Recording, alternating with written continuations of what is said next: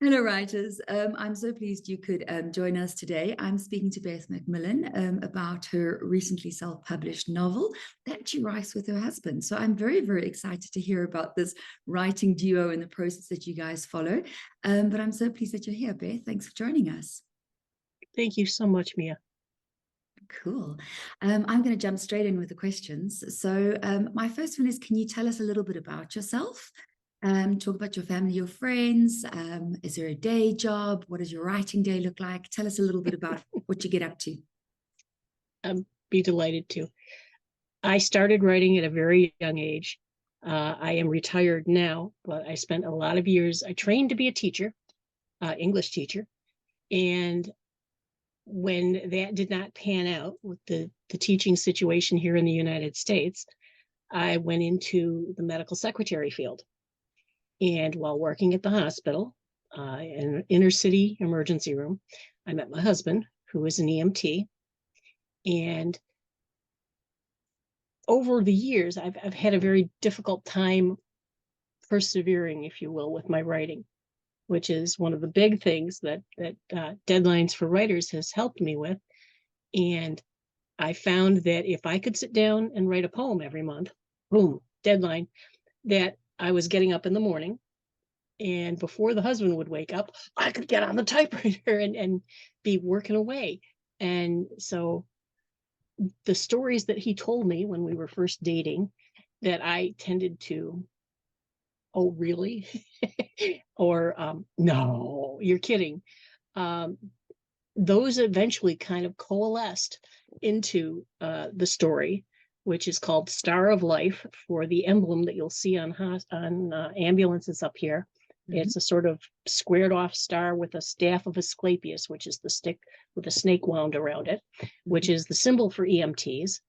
And so I called the book that we were doing together Star of Life, and it is based probably 30 or 40 years ago now on his adventures, starting out as a volunteer for a rescue squad in rural Pennsylvania, and then moving to working for commercial ambulances in New York City, and then finally moving upstate here to Rochester, New York, which is where we are currently living.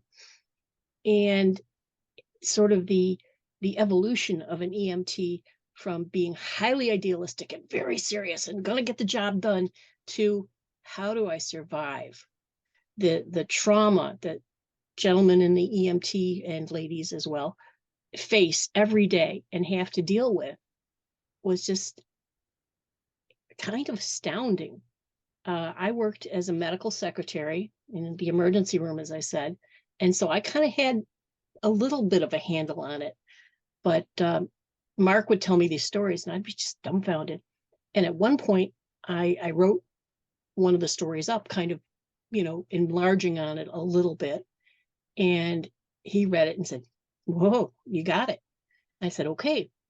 And I put it in our family newsletter because I'm one of 8 kids originally, and large, expanded family and friends that are just like family. And I sent it out in one of my Christmas letters, and people responded, "Oh my, did he really have to do things like that?" And I was like, yes, he really dealt with that. Some of them were extremely funny. And Mark said to me at one point, "I have no doubt that you can write the funny stuff. I'm sure you can handle that, but I don't know if you can really handle some of the icky bits, some of the Mm. trauma."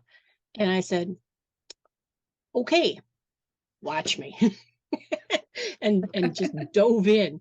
So what we have is a real roller coaster of a story now. And he's got the ups, the downs, the triumphs, the tragedies, the everything is in there, and frequently with a lot of humor, because that was how most of the EMTs managed to survive, was Mhm. to find a very, sometimes very dark sense of humor, but definitely Mm. to find the sense of humor to get through it. Okay.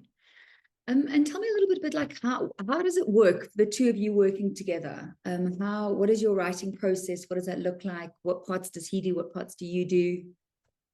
Well, he would tell me stories, as I said, and then I would sit down and write what I thought, was going on, and describing and filling in, and, expanding on my background knowledge of what occurred.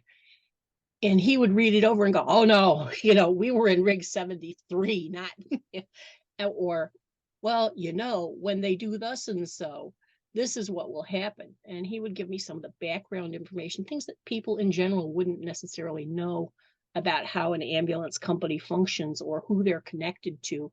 And one of the stories he told me was about a drill, an emergency drill, Yeah. where you have a simulated crisis, and the ambulance companies from all over the area will respond.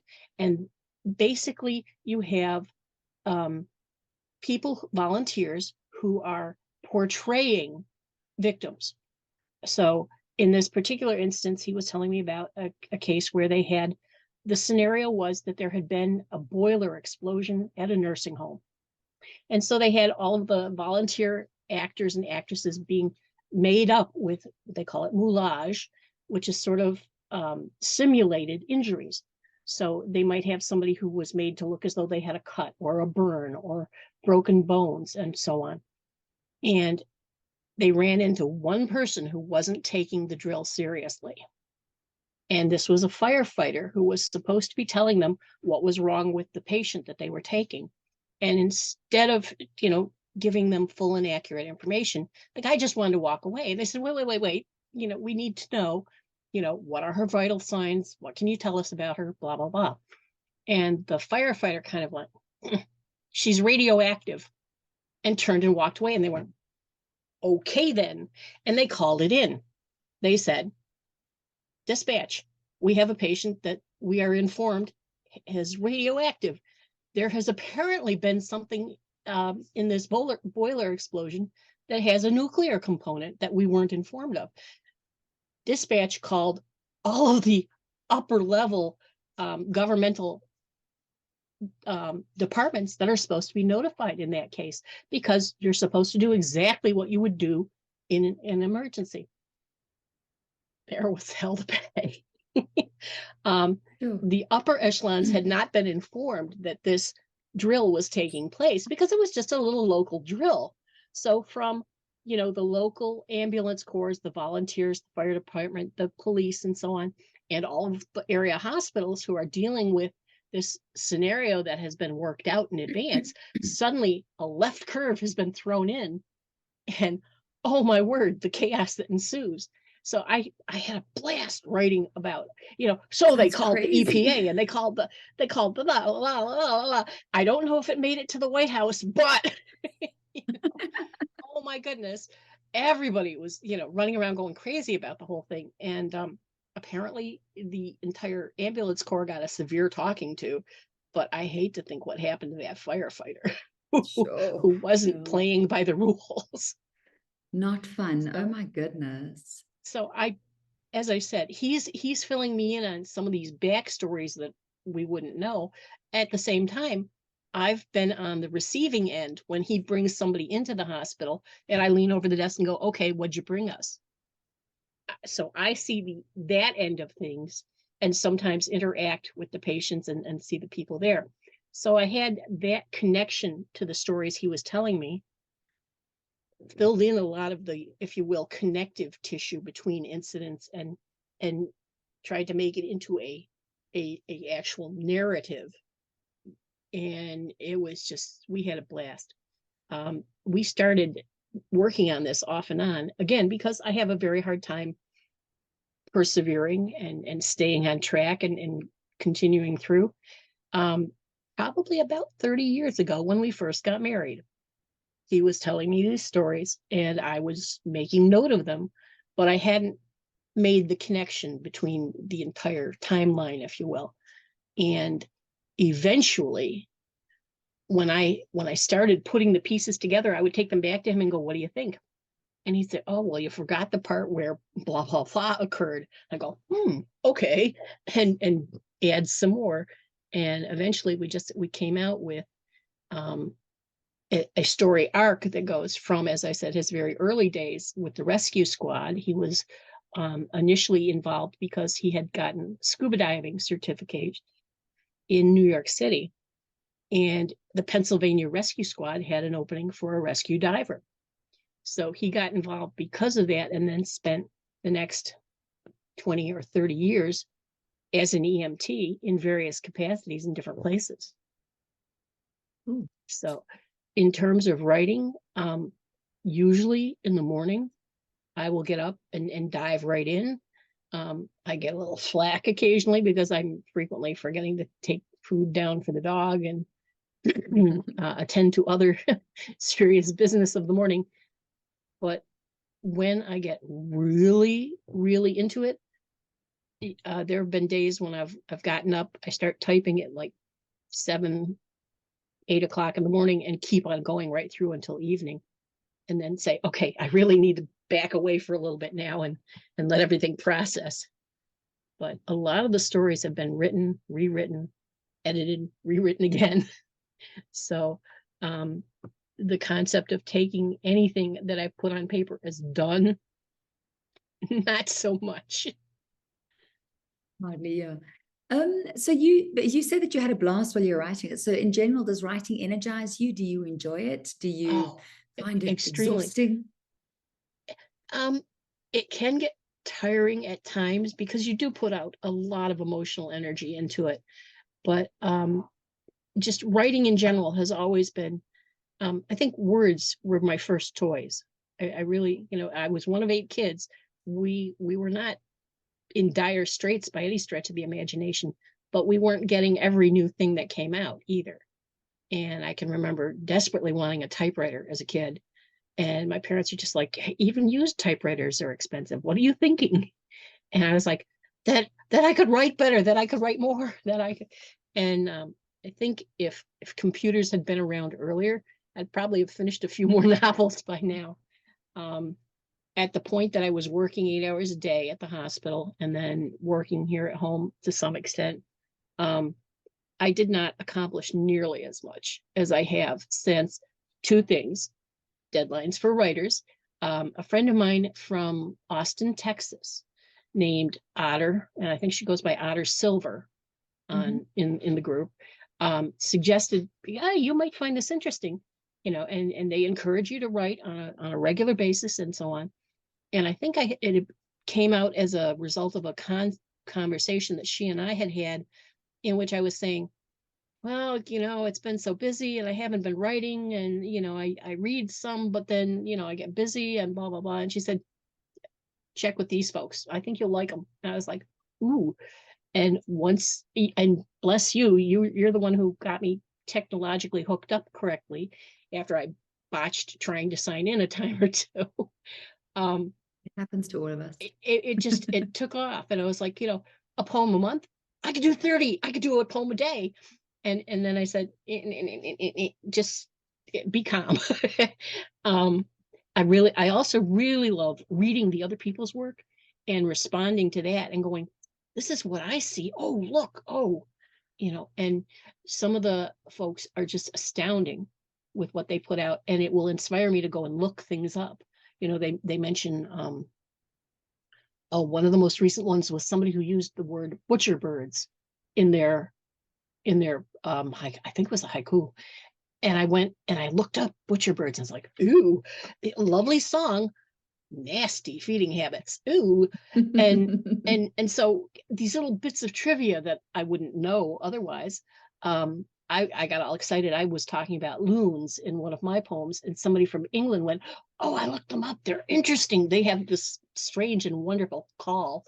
And it's like little bits and pieces of of knowledge that I just, grabbed from everywhere. And people are so great about sharing what they know and just responding to other folks. I love that.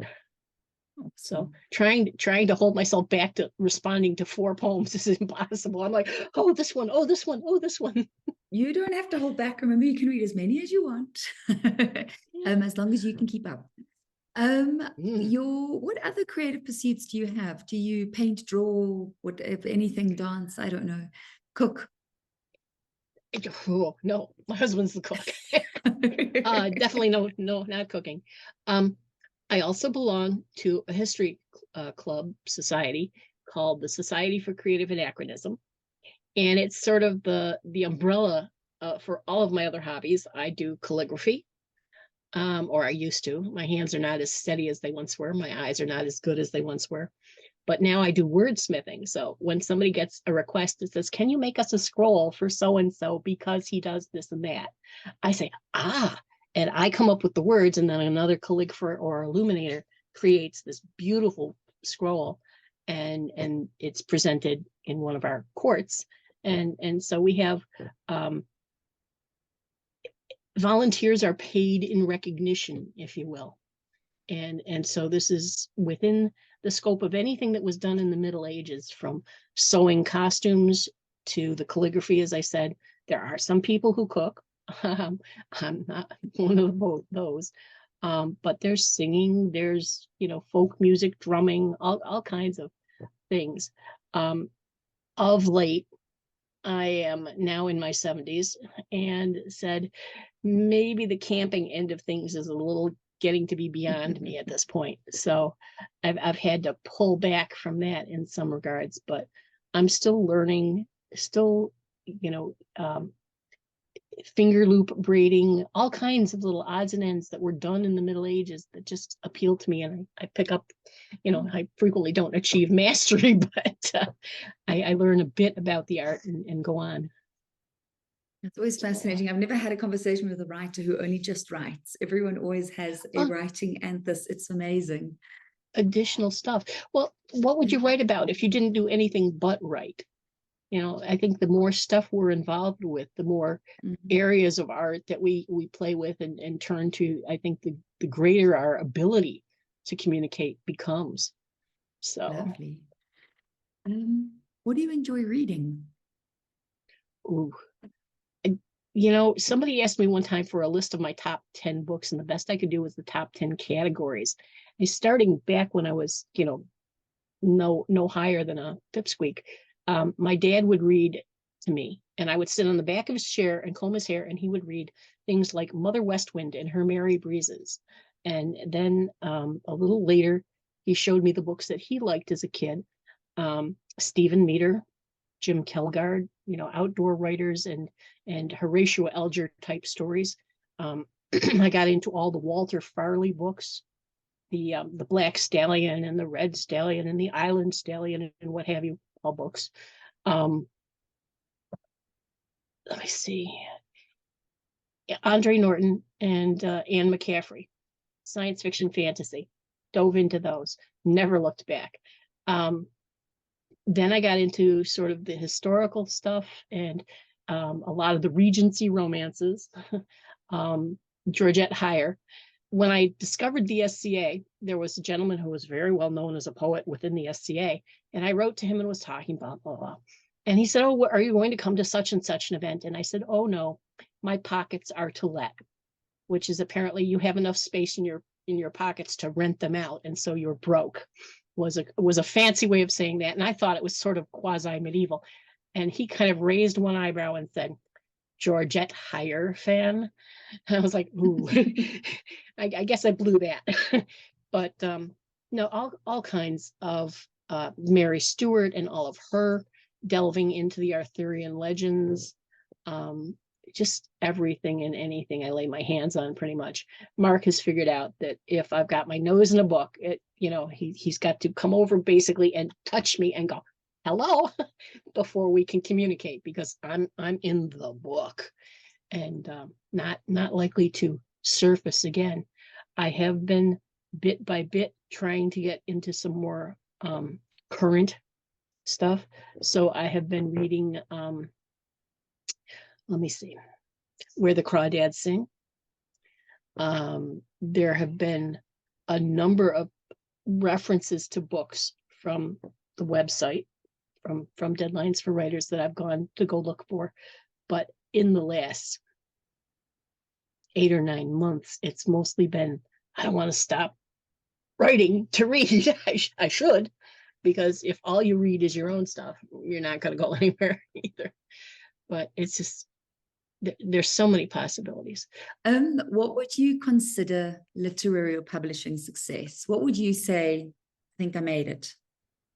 Oh, I think if we get the book to the point that I'm happy with it. I mean, when I first got it, I was like, oh, I have my book. It's in my hands. And I was ecstatic until I started seeing, oh, wait, the pages aren't lined up right. Or, oh, wait, the chapters just kind of run into each other. They're not separated by like end of a page break. I had insufficient experience with formatting or publishing. And I was happy enough with the story, but the formatting wasn't right. And I kept looking at it and going, I thought I was going to be happier at this point. So what I guess I would say is, to me, success would be if I have the book in my hand that I am happy enough with, how it looks, how it reads, what it says, that I want to share it with everybody. Then I'm going to be, yeah, I've arrived. Awesome. Having people interested in it, having people willing to review it and comment on it and get excited about it too, that's gravy. That's even more amazing, because I know I'm my own worst critic in some ways. I also know I run off at the mouth. So Nonsense. And okay, so that kind of leads into my next question is, what advice do you have for someone who's starting on their journey? What have you learned that you would do differently perhaps, or if someone wanted to get going, what would you say to them? okay, organize your files better than I did. Each format out there, ebook, paperback, hard copy, is going to take a different master file. So you want to save at least 3 copies of your book to be able to tweak it according to what the publisher is going to need. When people respond positively to what you've written, jump on it. Listen to what they're saying, what excites them, what gets them involved, and do more of that. I don't know. A part of it, I think, was when I finally retired in 2019, just before the pandemic hit. All of a sudden, I had time to sit down and work on stuff for a span. So if you can carve out more than 10, 15 minutes a day to write, you're going to see giant leaps and bounds in progress. I'm not sure what else. I think part of it, the other one was when you talked about, wasn't the plotting class, critiquing kindly was the first one. Show, don't tell. Show, don't tell was your other class that I took that I was like, whoa, I do a lot of telling. There are just points where too much happens to give it the degree of detail that telling and showing entails. So there are times when I will just say, this happened, and then move on to, and here's a section of the people reacting to it, the people involved in it, dialogue. I love dialogue too. And playing with the bits and pieces, rearranging them occasionally. But if you can, I think readers tend to like the narratives they can follow. I know that flashbacks are a very effective tool at times. I know that the first effort I made to put together a book at all, which is the one that I'm going back to now to rewrite, had a lot of, the poetry was woven into it. There were dreams, there were journal entries, there were letters and flashbacks all over the place, and it was too jumbled to make readers comfortable with, okay, this leads to this goes here and there. I think saving your bits and pieces and then being able to shuffle them. I mean, the business of either putting them on loose leaf notebook paper or in your computer where you can move things around and play with them is incredibly helpful. And as I said, I think if I had a computer when I was in college or high school, I don't know what I could have accomplished by now. But having to rewrite an entire semester's worth of writing because the professor said, I wonder if this would be better from a first person point of view. Doing it and then having him say, no, I think I liked it better as third person. It's like, ah! Oh, goodness. But it was just tremendous mentors over time. Mm. I count you among them, but there Thank was you. a Stan Rubin that was one of my writing professors in college. Goodness knows, as back as far as fourth grade, Sister Florida, God bless her.